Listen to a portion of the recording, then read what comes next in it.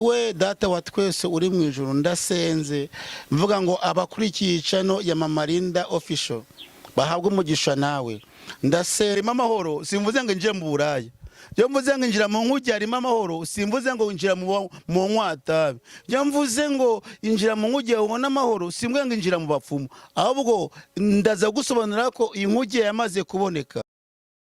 Tugiye gusoma ijambo ry'Imana riboneka mu gitabo cy'Itangiriro igice cya 7 umurongo wa umwe gusa wa mbere. Igitabo cy'Itangiriro bibose ko cyanditswe na Mose mu bitabo 5 Mose yanditse n'igitabo cy'Itangiriro kirimo. Umuntu witwa Nowa Imana iramusanga iramubwira ati Nowa narakubonye ndakunezerwa ndakwishimira ubwo abandi batanyumve waranyumviye none ibarize inkuge yawe kandi iyo nkuge yawe ibaza imbere n'inyuma.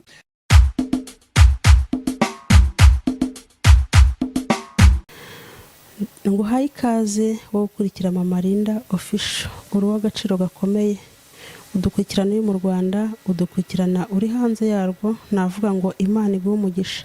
Birashoboka ko utameze neza ariko kuri iyi si bibaho. Uyu munsi ushaka kuba umeze neza ejo bikanga ariko nakubwira ijambo ryiza mvuga nti isunga Yesu Kristo nk'umwami n'umukiza n'ukuri azagutabara. Imbere yanyu hari umutumirwa musanzwe mubona kuri Mama Linda official nukuri mumaze kumumenyera. Turakwakiriye mukozi w'Imana ariko twe tukwakire tukiri mu isi ariko nakwifuriza kugira ngo uzakirirwe n'abamarayika mu gihugu cyo mu ijuru. Kandi nanabwira abakurikiye Mama Linda official ijuru rirahari. Yesu yabivuze neza avuga ati ndagiye ngiye kwa data hari amazu menshi ngiye kubategurira kugira ngo aho nzaba namwe ariho muzaba. Rero nakwifuriza kugira ngo uzakirwe n'abamarayika mu gihugu cyo mu ijuru. Murakoze cyane rero nko mutwifurije neza kandi mutubwira ko mutwakiriye nkamwe ko mutwifuza ko mu ijuru bazatwakira nibyo agaciro kubera ko umwana yavuze ngo nitagwisere tuzasarura. Murakoze cyane rero kuguha umwanya mwiza twongeye kubona ukuvuga ku buntu bw'Imana ni neza y'Imana. Mbere ya byose twabanza tugasenga nkashimira Imana ikomeje kubarinda natwe tumaze kuturinda mu gihugu cy'u Rwanda ndetse n'abandi bose imiga dufite mu bihugu bitandukanye. Byose dushozwa na Kristo doze imbaraga nagwe twabyishoboza ariko hamwe no gusenga Imana ikora ibitangaza. Ndagushimiye Kristo wera w'Imana ko wabanye natwe kandi ukomeje kubana natwe tukiri mu nda za mama tukiri urusoro wabanye natwe turavuka turakura uduha umugisha kuba abagabo kuba ababyeyi uduha umugisha no kutugirira icyizere udushinga umurimo w'ivugabutumwa. Turagushimiye kubw'icyizere watugiriza gira gucyubahiro Kristo. Kubw'ibyo rero uyu mwanya turasenze tukurarika kubana natwe ubwami bwawe nibuze kugira ngo gishaka byebaho.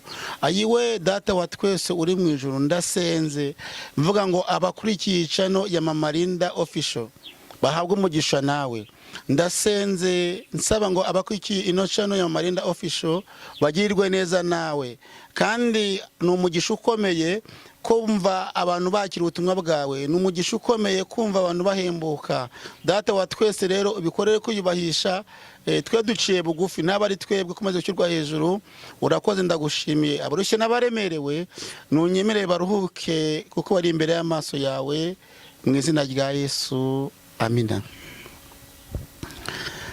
Murakoze cyane rero kubw'uyu mwanya nyamushimira Imana cyane kubera ko si benshi bawubona si benshi batanga ubutunzi bwabo si benshi batanga ubushobozi si benshi bashikajwe no kugira ngo ubwami bw'Imana bukomeze kwamamara cyangwa se bukomeze kwaguka. Nyamara ikimana yatusigarije no kugira ngo ubwami bw'Imana bwaguke. Ikimana yadushigarije no kugira ngo tuvuge neza yayo no komera kwayo Imana yacu yabwe icyubahiro. Rero aya masaha cyangwa se uyu mwanya twasenze hanyuma ijambo Imana yadushyize ku mutima uyu munsi rifite intego ivuga ngo ngwino winjire mu nkuge harimo amahoro. Isi yose usanga harangwa n'intambara, amakuru y'ibihuha, indwara z'ibyorezo. Mu yandi magambo, isi yose isa nkaho ibuze amahoro.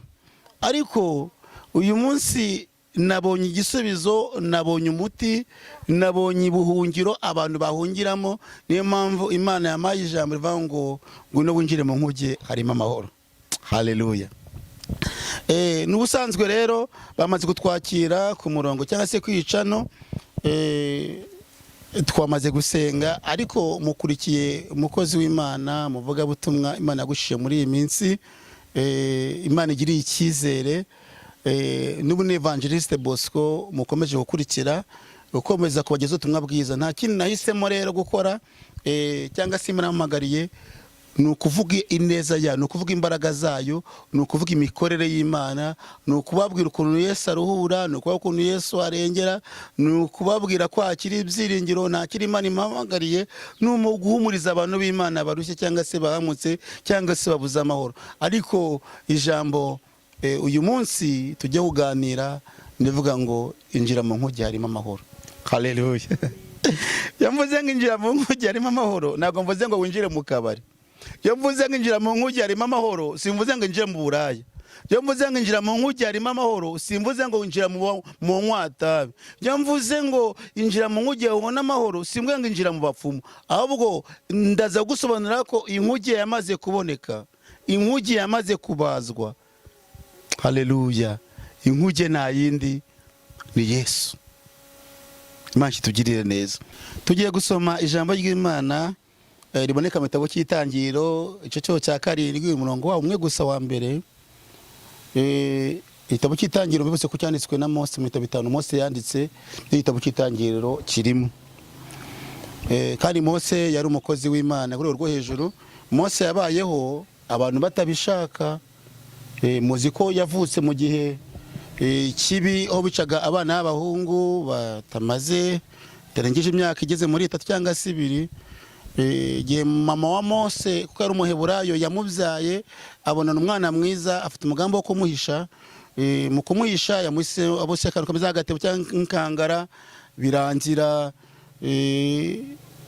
amushyiramo, kubonaga ibintu ari danje. Inyuma mujyana kumushyira ahantu umwami cyangwa se umukobwa wa Farawo yajyaga kogera. Cyo kire ngo kiza gutera rero umukobwa wa Farawo ajya koga, abona akantu kareremba. Uyu witwa Mose, baramutoragura mu ubwo buryo. Mose arererwa ibwami, Mose abo nk'abandi bana. Mose aza konswa na nyina, batabizi ko ari nyina, kuri umugambi w'Imana. Mu yandi magambo, uyu mugabo witwa Mose yakoze imirimo myinshi y'ubutwari ayikoreshejwe n'Imana, kandi yimviraga n'Imana. Tugende niba cy'Itangiriro rero ibice 7, uyu murongo wa mbere atubwiye ngo Uwiteka abwira Nowa ati, injira mu nkuge no mu nzu yawe mwese, kuko ari wowe nabonye ukiranuka mu maso yanjye muri iki gihe. Muri hangana nongere nsubiremo nsome iri jambo ry'Imana. Bibiliya yimbwiye ngo iki? Irambwiye ngo Uwiteka abwira Nowa ati, injira mu nkuge nabo mu nzu yawe mwese, kuko ari wowe nabonye ukiranuka mu maso yanjye muri iki gihe. Iryo ni ijambo ry'Imana. Haleluya. Natangiye mbasuhuza ndimo no kubibwira, ariko mbabwira ko intego y'iri jambo ivuga ngo injira mu nkuge harimo amahoro. Usomye Bibiliya igitabo cy'Itangiriro ibice bya 6, wasanga inkuru ivuga ngo Imana iremye abantu, ariko ko bakomeje kugwira bahinduka babi.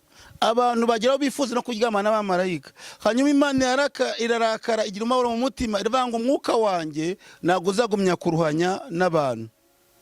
Byari bimaze gukomera. Hanyuma urumva abantu kugira ngo tugwire bubaha Imana, bagwire mu isi, batoye Imana, bakora ibyo bashaka, bidesha Imana icyubahiro, bitera Imana umubabaro. Kanyamara Imana yaremye umuntu imukunda. Usaba ibitabo cy'Itangiriro igice kibanza umurongo wa mbere, ubona ukuntu Imana yagiye irema umunsi wa mbere, wa kabiri, wa kangahe, kugeza umunsi wa 6 irema umuntu. Ariko kugira ngo Imana ireme umuntu, yabanje kumutegurira ibintu bizatunga umuntu, imuremera ibyo azarya, uko azabaho, mbese yakoze purani nziza. Ariko umuntu yanga kumvira Imana, akora ibyo ashaka, hanyuma bibabaza Imana, ariko kandi Imana ku rukundo rwayo ikomeza gukunda umuntu no gushyira gahunda nziza y'uko umuntu azabaho n'ubwemeze uko nguko. Imana yacabwa icyubahiro. Rero mu gihe cya Nowa, Imana yahamagaye Nowa, nabwo ati Nowa, isi abantu bayuzuyemo barimo gukora ibyaha, kandi wowe nabonye abantu bajya mu businzi, wowe ntiwagenda. Mbona abantu bajya mu magambo, wowe ntiwayajyamo. Unabonye abantu batajya gusenga, wowe uragenda. Nabonye abantu babeshya, wowe ntiwabeshya. Imana ibona Nowa. Haleluya, haleluya. Imana yacabwa icyubahiro. Hanyuma Imana yangije ikunda umuntu witwa Nowa, iramubwira ngo yewe Nowa, ndakwinginze kandi ndabizi urabyumva urabikora, genda ushaka igiti bita goferu. Numara kubona ikintu cyitwa goferu, ukibaze ubibarize inkuge, kuko namaze gufata icyemezo, ngiye kurimbura isi. Ngiye kurimbura isi. Impamvu ngiye kurimbura isi nuko abantu bakomeje gukabya gukora ibyaha, ariko wowe nakubonye n'umuryango wawe, genda wibarize inkuge. Yego, nkomeje kubabwira ukuntu Imana yavuganye n'umuntu witwa Nowa. Nowa Imana iramusanga iramubwira ati Nowa, narakubonye, ndakunezerwa, ndakwishimira. Ubwo abandi batanyumve waranyumviye, none ibarize inkuge yawe, kandi iyo nkuge yawe ibaze imbere n'inyuma. Imana imubwira Nowa, nababwiye ngo yari ifite gahunda yo kurimbura abatuye isi, kubera ko bari bananiwe kuyumvira no kuyubaha no gukora ibyo ishaka. Imana itugereze ko banacabwa icyubahiro. Imana imubwira ngo yewe Nowa, ukwiye kwinjira mu nkuge yawe n'umuryango wawe wose. Imubwira ngo uko nabonye ari ukiranuka mu maso yanjye muri iki gihe. Uyu munsi Imana irakureba, mu byo ubamo Imana irakureba, mu byo uvuga Imana irakureba, aho ugenda Imana irakureba. Ese Imana yikubonye ubona ukiranuka muri iki gihe? Muri iki gihe impamvu iri jambo rikomeye niko kino gihe turimo, abantu barimo gutingana bakabona nta kintu batwaye. Nyamara mu kintu cyatumye Imana irimbura Sodomu n'Igomora ni icyaha bita ubutinganyi. Muri kino gihe abantu bari gusambana bakagenda bambaye ubusa bakumva nta kintu babwiye. Nyamara mu kintu Imana yanga urunuka ni icyaha cyitwa gusambana. Muri kino gihe ikintu cyitwa ubwibone cyamaze kuzura abantu, nyamara ubwibone bubanziriza kurimbuka. Ndashaka kubabwira ijambo kubonwa n'Imana. Ntabwo Imana igira amaranga cyangwa igire santima. Imana itabara Sodomu n'Igomora. Imana itarabana mu gihe cya Nowa. Nowa mu gukorera Imana yarageragejwe. Mu gukorera Imana mu kubaza y'inkuge, Nowa yaje kuwa mbere, aza kuwa kabiri, aza kuwa gatatu, aza kuwa kane, aza kuwa gatanu, aza kuwa gatanu, aza ku cyumweru. Nowa ntiyigeze arambirwa gukora icyo Imana yamubwiye gukora. Data twese ahabwe icyubahiro. Data twese ahimbazwe. Haleluya, haleluya, haleluya. Imana ishimwe kandi ihabwa icyubahiro. Nubundi n'ubwemezi uko nguku abantu nibatiyana, Imana izabahana. Abantu batava mu byaha, Imana ntabwo izakomeza kubihanganira, kuko yatanze Yesu kugira ngo uzamwizera wese abone ubugingo boraho. Mu yandi magambo, igitambo cyarabonetse, ariko ukwiye kwinjira mu nkuge kugira ngo ubone amahoro, kuko nakubwiye ngo abantu bari mu nkuge bafite amahoro. Nowa yumviye Imana, bazi inkuge. Imana ati rero ufate itungo riza n'iritazira, fata ibi n'ibi n'ibi ubishyire mu nkuge.